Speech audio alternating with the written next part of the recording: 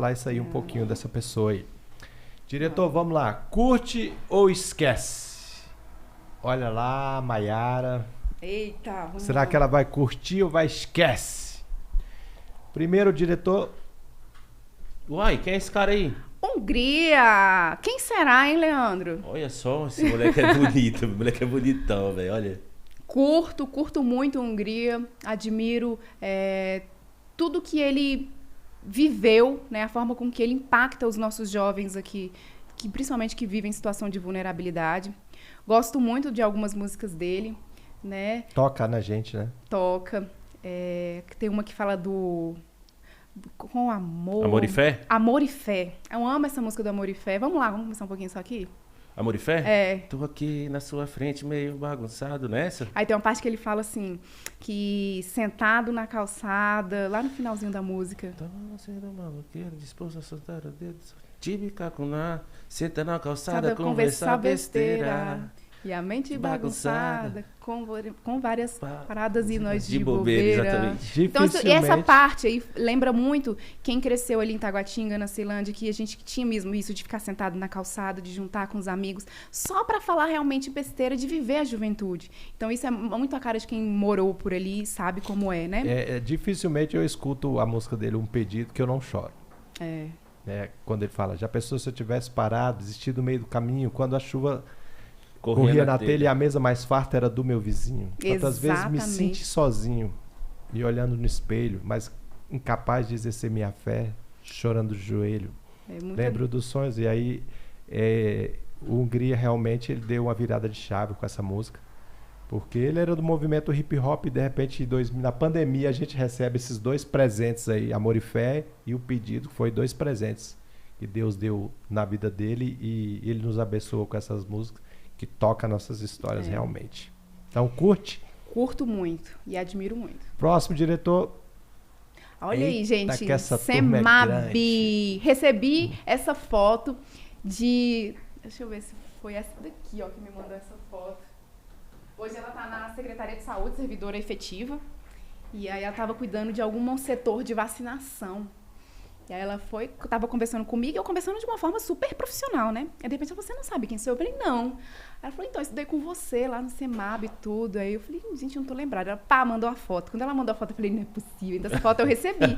Eu não tenho muitas fotos da época. Aliás, eu nem tenho fotos da fase escolar, nenhuma. Assim. É porque o celular era ruim naquela época, né? As fotos eram ruins. Aí tinha que ser na máquina, a gente não, enfim. Foto. Meus pais não eram muito ligados com essa parte de essa foto. turma toda aí, você tem contato com alguém? Ninguém. Alguém que marcou aí a sua história, sua passagem pelo CEAB?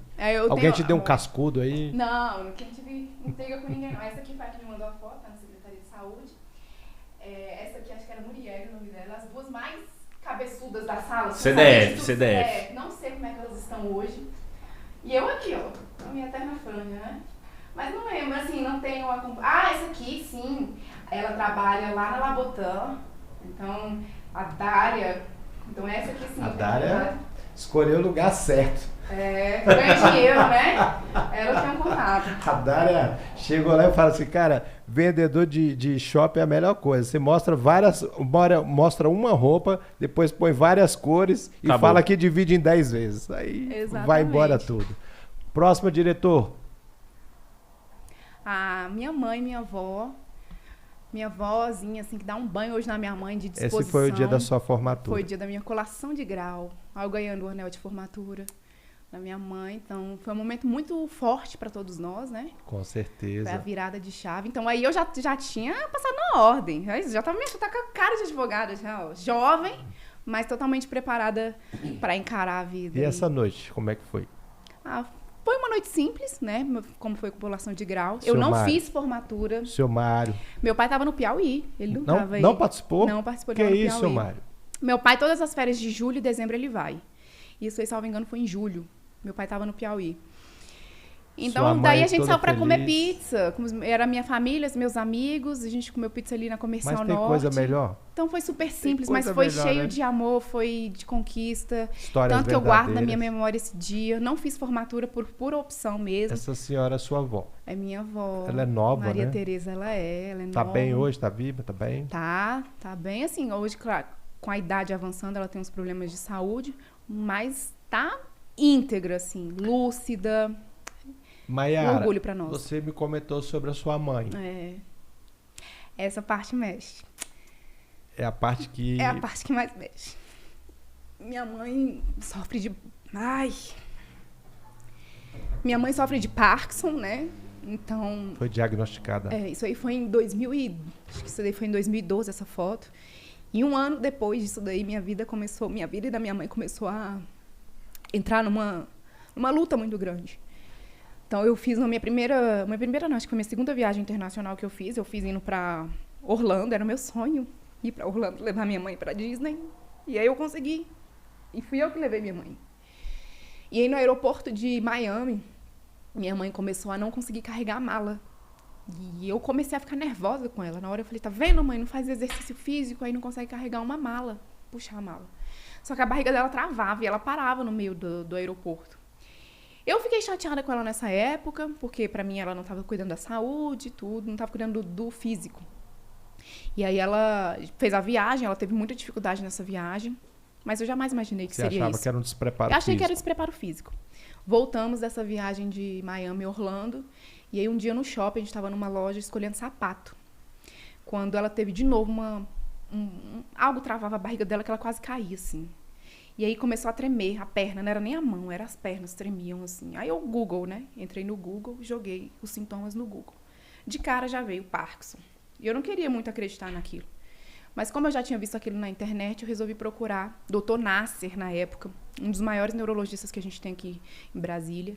Levei, no primeiro momento, ele falou que sim, a suspeita era de Parkinson, mas que ele só poderia diagnosticar com os exames.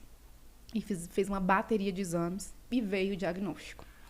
Depois que veio esse diagnóstico, tudo começou a piorar, na verdade. Acho que a cabeça, acho que ela entendendo que ela tinha uma doença, e ao mesmo tempo ela não sabendo lidar com isso. E Parkinson é uma doença muito, muito severa. É uma doença degenerativa, rápida. Ela avança muito rápido. E aí minha mãe, hoje, ela tem dificuldade enorme de locomoção. Ela anda com andajal, ela anda no carrinho. Atinge a memória? Então, com o tempo ele vai atingindo a memória, mas minha mãe é completamente lúcida. Às vezes, ela tem crise de depressão, né? Isso para quem tem Parkinson, costuma ser comum. E virou para mim minha filha. Hoje ela mora comigo, a convite do Ibanez. Então, o Ibanez me surpreendeu muito nessa época. E que ele mesmo virou para mim e falou assim, olha, sua mãe tem uma doença muito séria, vai chegar um momento que ela vai morar com a gente, eu acho que você já poderia se antecipar e trazer. Para mim foi uma surpresa, porque eu jamais conseguiria me imaginar eu abordando esse assunto com ele. E aí ele tomou a frente, ele convidou, minha mãe hoje mora com a gente. Ela é completamente dependente, ela já não consegue tomar banho sozinha, então isso mexe muito com a parte psicológica dela. Meu filho hoje acabou de fazer 3 anos, né? Fez 3 anos em dezembro, e aí eles se igualaram agora. Né? Por um tempo, quando ele estava com 1 aninho de idade, que ele andava com aquele andadorzinho, assim, empurrando, minha mãe andava com o andador dela. Aí era ele de um lado e minha mãe do outro andando com o andador. Eu nunca cheguei a falar para ela sobre isso, mas eu olhava aquela cena e mexia demais comigo. Por orgulho, eu acho que poder ter dado um neto para ela, poder dar a condição de ela hoje estar na minha casa, de ela ter todo o suporte. Minha mãe hoje tem tudo. Que talvez, enfim, se a vida não tivesse dado essa volta, eu não teria condições de dar para ela. Né? Então, assim, ela faz fisioterapia em casa, ela tem uma rede de funcionários que estão ali para ajudar na alimentação. Então, assim, ela está bem de cuidados. Está bem amparada. E glória aí, a Deus. Quando entrou no governo, essa pauta mexeu comigo. Porque eu olhei e falei assim, eu tenho condições de dar tudo para minha mãe. Mas quantas pessoas que sofrem de Parkinson e que não têm condições para nada? E aí eu resolvi me juntar à Secretaria de Saúde para a gente trabalhar essa pauta das doenças neurodegenerativas. Não só o Parkinson, mas todas essas doenças neurodegenerativas. E tem projetos que estão andando. A pandemia, infelizmente, veio atrapalhar muito desses projetos da saúde, porque tudo ficou voltado para um âmbito que era o Covid, mas está andando, os projetos estão andando. Se Deus quiser, a gente vai conseguir avançar nessa parte de um centro voltado para as pessoas com doenças neurológicas. Amém. E a hora que eu falo, tudo isso tem um porquê. Então, assim, é a luta que a gente passa e que eu tentei pensar quais são as dificuldades de quem não tem o menor auxílio para poder dar para os seus pais. E aí abandona seus pais dentro de casa ou no hospital. Isso acontece muito. A gente tem muitos leitos de hospitais que estão ocupados com idosos que não porque precisariam estar nos hospitais, mas porque a família abandonou. A família abandonou porque não tinha condições, muitas das vezes. Não é porque a família é ruim. É porque a pessoa tem que trabalhar, não tem o que fazer e acaba largando ali dentro do hospital e ocupa leitos que poderiam estar sendo usados para pessoas que realmente estão doentes e precisando de um leito de hospital. Então, esse é um projeto que eu estou encabeçando. A minha vontade era colocar o nome da minha mãe em um desses centros mesmo, porque, enfim, tem uma história. Eu tento conversar muito com ela para ela entender a gravidade da doença. Ela voltou a ser criança, então ela acaba que não entende muito essa gravidade. Ela não cuida da alimentação como deveria, ela não quer fazer os exercícios que tem que ser feito, ela acha que ela tem um domínio da vida dela, ela acha que ela tem um controle da doença.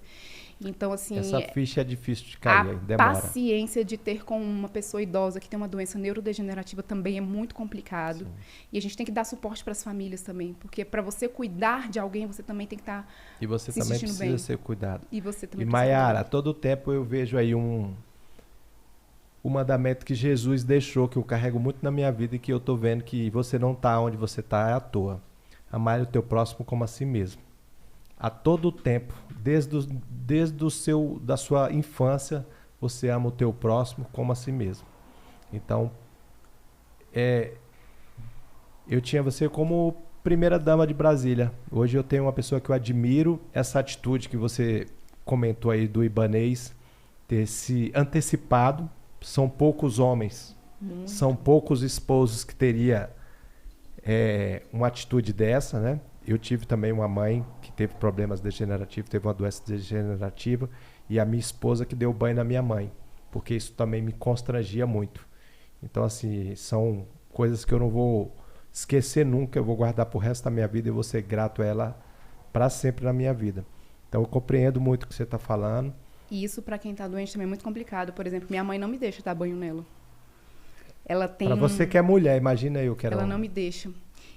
Sou homem. Então, assim, para ela não é nada fácil ter essa doença, né? Para ninguém. Mas, olha que doença. Para mim, essa doença tá ali no rol das piores doenças que podem existir. É punk.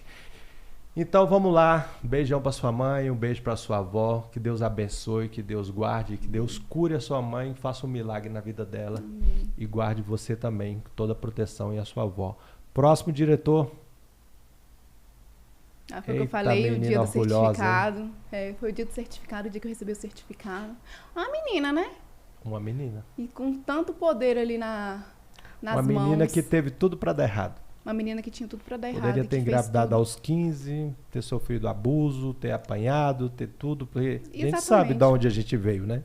Que isso aí era coisa normal. Ter usado os traumas para não olhado pro lado poderia ter chorado porque tomou ônibus, porque apanhou, porque tá não sei o quê. E tá aí, ó. Tudo que você quiser, você vai conquistar. A história da Mayara é mais uma história que tá passando aqui e tá mostrando. Eu não vi nenhuma hora a Mayara falar em desistir. Ela pode ter pensado, como o dia que ela perdeu o estágio dela lá. Por que na minha vida tudo é mais difícil? Porque eu também me faço essa pergunta. Porque nunca é da primeira, nunca é da segunda. É da terceira para lá. Deus parece que deixa o último fio de cabelo dos 44 do segundo tempo para tomar uma providência na nossa vida. É para fortalecer a gente. Então, parabéns para você. Curte. Obrigada. Ou esquece essa foto aí, Mayara? Eu curto muito essa foto, né? Momento especial, minha vida profissional toda registrada aí, praticamente. Próximo diretor. Bom, isso aí foi na creche Alecrim, acho que 2015 isso daí. É uma ação que a gente fez de Natal. Então, em 2015 eu tive essa experiência. Antes de ser primeira-dama, você não era nem do governo. Primeira-dama foi em 2019, né? Isso foi em 2015. Então, foi uma creche que também mexeu comigo.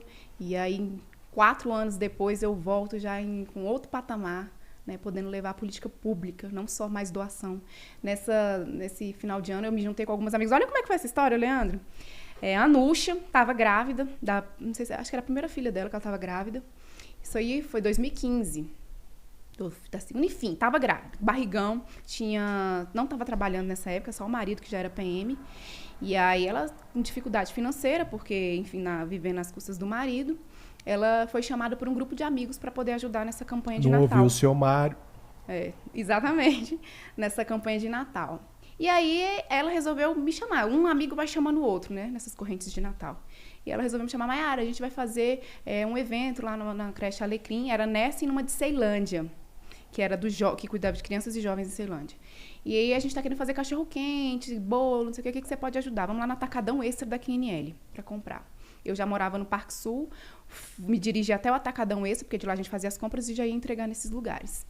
E a Anúcia nem tinha levado dinheiro, nem cartão, nem nada, porque, enfim, ela não queria gastar o dinheiro do marido para fazer essas doações. Então, ela ia atrás das amigas, para as amigas ajudarem. E aí, Fazia o movimento. Aí, na época, eu entrei no Atacadão, enchi lá os 2 carrinhos e tudo. Quando eu olhei, ela não estava escolhendo nada. Eu falei, você não vai comprar nada? Aí ela falou, não, o Fernando tá...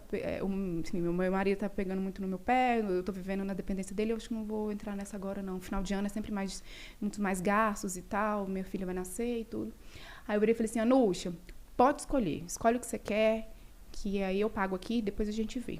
Aí ela escolheu, fez o carrinho de compras dela, e aí a gente juntas saímos para doar. E aí, anos depois, ela se junta comigo também. E foi mais ou menos esse dia que eu lembrei, no dia que Ibanez assumiu, eles falaram que eu precisaria de uma assessora para estar andando, às vezes, comigo nessas ações. Eu lembrei da Anúcia na hora.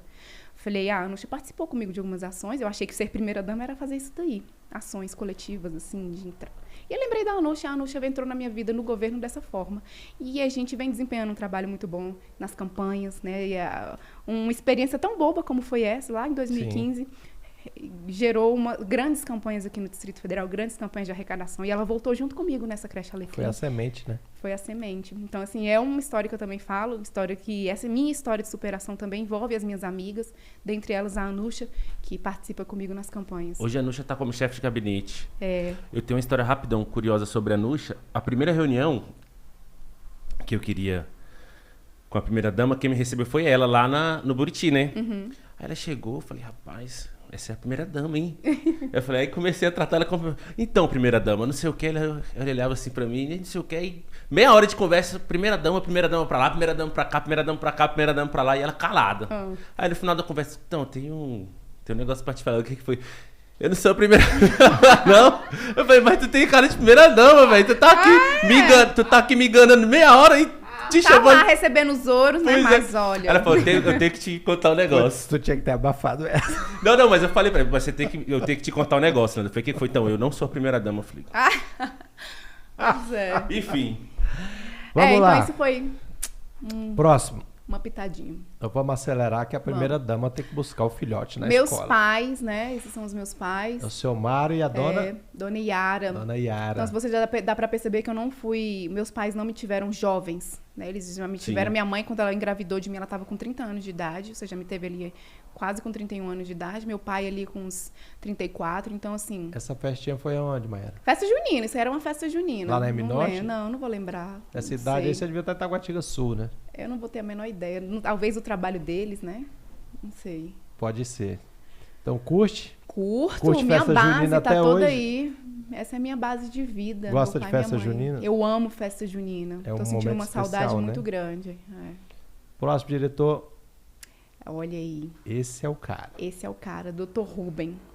Tava contando aqui a história do bombeiro, né? Na época do concurso do bombeiro. Ele era o meu chefe do estágio, lá na Procuradoria da Conab. A Procuradoria cuida dos assuntos de direito da Conab, né? Companhia Nacional de Abastecimento. E ele era o meu chefe direto.